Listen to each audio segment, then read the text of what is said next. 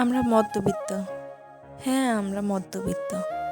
মধ্যবিত্ত পরিবারের বিলাসবহুল জীবনযাপনের অভাব থাকলেও তাদের জীবনে ভালোবাসা এবং শান্তির অভাব কিন্তু থাকে না। আলহামদুলিল্লাহ আমরা মধ্যবিত্ত। হাই এভরিওয়ান, আসসালামু আলাইকুম।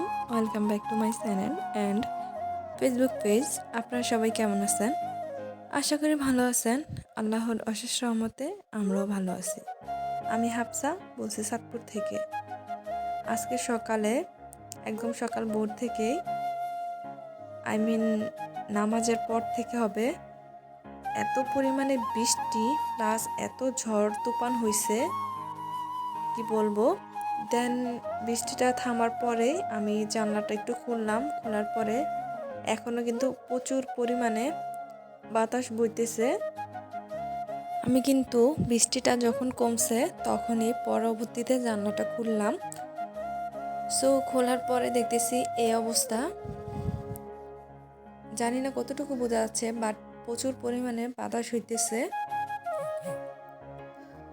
সো একটু একটু করে শেয়ার করার চেষ্টা করতেছি। আর পুরো পাতাগুলো ভিজে আছে। দেন আমি 11টা-12টার দিকে হবে একটু ডাক্তারের কাছে চলে গেলাম। ওই দিন তো ডাক্তারের কাছে গেছি, তারপরও আজকে একটু চলে গেলাম কারণ শরীর তেমন বেশি ভালো না, সেজন্য।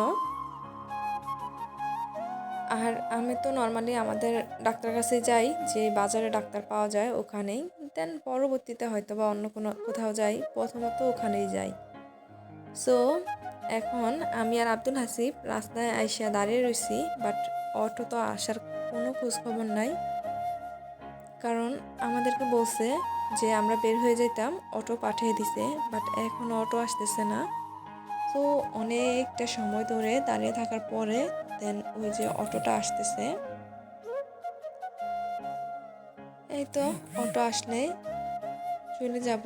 আর অটোটা কিন্তু ভীষণ দূরে, সো অনেক দূর থেকে আপনাদের সাথে একটু শেয়ার করলাম। দেন আব্দুল হাসিব এখন অটোর মধ্যে উঠে গেছে।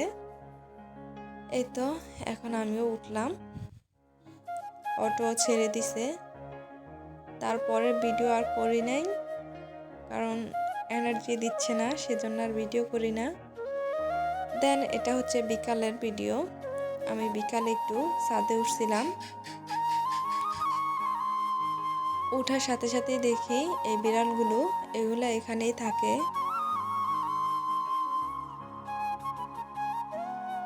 আর মাটা দেখেন কোথায় লুকিয়ে রয়েছে। বাচ্চাগুলা সচরাচর একটু সামনেই থাকে, বাট মাটা একটু লুকায় লুকায় থাকে। আর দেখেন এই যে মরিচ গাছটা একদম পড়ে আছে বাতাসের কারণে, আর গাজর গাছগুলোর উপরে পড়ে আছে। সো এখন আমি এই মরিচ গাছটা উঠাই দিব। মাশাআল্লাহ, মরিচ গাছটা কিন্তু খুব পরিমাণে বড় হয়েছে। আর এই মরিচগুলো খুবই ঝাল, অনেক ঝাল। এই তো মরিচ গাছটা দেখেন অনেকটা কিন্তু বড় হয়েছে। আর গাছের গাছগুলোর অবস্থা একদম নাজেহাল। এই যে এখানে ডাঁটটা কিন্তু ভেঙে গেছে, একদম গোড়া থেকে ভেঙে গেছে মরিচ গাছটা পড়ার পরে। আর এমনি তো গাছগুলা কেমন কেমন যেন হয়ে গেছে গাছটা পড়ার পরে। আমি সবগুলো একটু ঠিক করে দিতেছি। আর এখানে স্ট্রবেরি গাছ, আসলে স্ট্রবেরি গাছগুলো যখন নিয়ে আসছিল এত সুন্দর ছিল, মাঝখান দিয়ে এত পরিমাণে ঘাস হয়েছিল। ঘাসগুলো যদি আমরা সাথে সাথে পরিষ্কার করে দিতাম তাহলে হইতো, বাট আমরা তো এই কাজটা করি নাই। ওই দিন জোর করে নিয়ে আসা তারপর ঘাসগুলা পরিষ্কার করানো হয়েছে। এখন তার ফলের কোনো আশা নাই, কারণ ফুলগুলা সব নষ্ট হয়ে গেছে। এই তো আমি আসছিলাম, একটু জামা কাপড় দিছিলাম, সেই জামা কাপড়গুলো নেওয়ার জন্য। পরে দেখতেছি আসলে তখন আসছি, আইসা জামা কাপড় দিছি, চলে গেছি, এত কিছু খেয়াল করি নাই। বাট এখন দেখতেছি এই অবস্থা, বৃষ্টির পানিতে তো একদম কি অবস্থা হয়ে গেছে, গাছগুলা কেমন কেমন জানি। আর এই গোলাপ গাছটা মাশাআল্লাহ গোলাপ দিয়ে যাচ্ছে, এত পরিমাণে ভালো লাগতেছে। কি বলবো, গাছটাতে মোটামুটি ফুল থাকেই, হয়তো আর ধরবে কিনা জানি না, অনেকগুলা ফুল দিছে এই পর্যন্ত।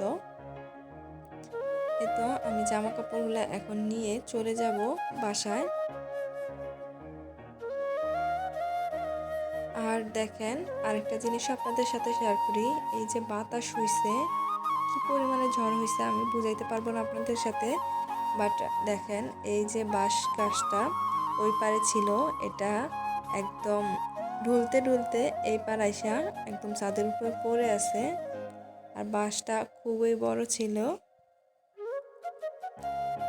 এখন আমি চলে যাব। সো যাওয়ার আগে একটু একদম নিরিবিলি পরিবেশটা আপনাদের সাথে একটু শেয়ার করতেছি। দেন আমি এখন নেমে যাচ্ছি। আর আমাদের যে মরিচ গাছগুলো, সেগুলো মাশাআল্লাহ গ্রোথ ভালোই, একটু একটু করে বড় হচ্ছে। এই মরিচ গাছগুলো কিন্তু মাশাআল্লাহ অনেক মরিচ ধরে। আর আজকে তেমন বেশি রান্না করব না, যেহেতু শরীরটা তেমন ভালো লাগতেছে না, সেজন্য একটু মুরগির মাংস রান্না করে নেব। ওই ব্রয়লার মুরগি যেটা নিয়ে আসা হয়েছে সেটাই রান্না করব। দেন এখানে দেশি মুরগিও দিয়ে দিছি, কারণ আমার শ্বশুর উনি আবার ব্রয়লার মুরগি তেমনভাবে খায় না, সেজন্য ওনার জন্য দেশি মুরগি দেওয়া হয়েছে। দেন পরে রান্নার শেষে তুলে নেব। 2 পিস দিছি।